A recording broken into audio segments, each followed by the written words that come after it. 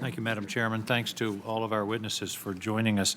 On the issue of culture, keeps coming back, I lived through a period of change in this country of culture that was very significant, and it was the culture of drunk driving.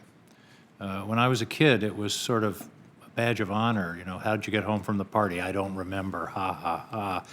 And that really changed, and I've tried to think through why it changed. One reason was the laws changed, and punishment became immediate and certain. In Maine, anyway, if you're caught drunk driving, you're going to spend a weekend in jail, period. And you're going to lose your license for a period of time. It's very certain and no doubt about it. So I think part of what the message you're sending us is it's the length of time and the uncertainty of punishment that's allowed this culture to continue to exist in the military. Would you agree with that? Yes, Senator, I would, absolutely. It's unconscionable that punishment is solely up to the discretion of one individual who, as been noted, was not even in the courtroom. It's also unconscionable that a sexual assault on a person brings a year in prison. It's sending the wrong message that that the military does not value what's happening, what happened to the victim. What's the typical lapse of time between the time a charge is filed and the time the charge is disposed of one way or the other within the military system? Is there an average? Is it weeks, months, years? That I'm not certain of, and I imagine that the military panel would be able to address that far better than I would. But I can get back to you on that, Senator. Other thoughts, Ms. McCoy? Well, I'd like to say that I received more reprimand for not passing a PT test during my time than the perpetrator of sexual harassment and sexual assault toward me received with me filing official papers to my command. So there is. What does that tell you? That's what I'm saying. There is no standardized. If you assault someone, if you sexually harass, these are the things that are going to happen to you in an absolute and finite way. It absolutely depends on the command. It absolutely depends on the individual within the command and what their relationship is with the commander and the people who are going to possibly move that case forward. So. Well, we've been talking about various solutions today involving independent prosecution and those kinds of things, but it seems to me one of the other things we ought to talk about is a period of time.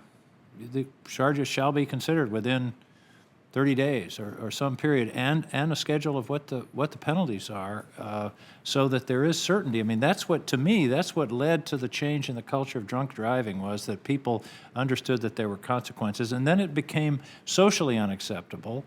And now it's drunk driving is way down. A lot of lives are being saved. And again, in my particular case, I was systematically exited from the military following my bringing forward this case of sexual harassment, and just purely asking for something to be done. Within 90 days, I was out of the military completely. Well, I want to follow up with you on a different question that's not strictly within the purview of this committee, but it is being considered here at the Capitol, and that is how long it took you to get VA benefits after this, because as you know, there's a bill, the Ruth Moore bill, that's named after a very stalwart, wonderful Maine woman.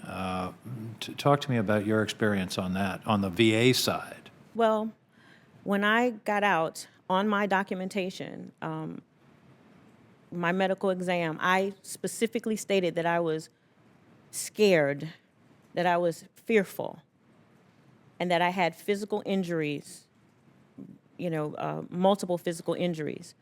It took probably 2 years for them to finally get me processed and send me a document stating that I had a zero, my injuries were service-connected, but there was 0% compensation. That was in 1992. So from 1992 because I didn't understand the process. There was really no one, there to guide me, even That's though a there was VSOs. That's a separate issue. We'll Yeah, we'll even though talk there's about that. VSOs there, going to the VA at that time, I was in North Carolina. It was it was a daunting experience to walk in as a young woman amidst nothing but older male veterans and try to go through that process. Fast forward to 2006, 7, somewhere in there, when I went again and put in paperwork again for multiple medical issues, hadn't even touched on anything military sexual trauma because I didn't even know that there was anything like that at that time. They sent me paperwork back, process, 10% again. So, I mean, it was just a constant. So we're talking pushing almost forward. 20 years. It was 22 years before I actually received some response to the military sexual trauma portion of the case, my benefits. And again, another 18 years before the physical injuries that I sustained partially because of the sexual trauma and partially because of patrol, being out on patrol. But it's amazing to me that one in 3 military sexual trauma cases are awarded.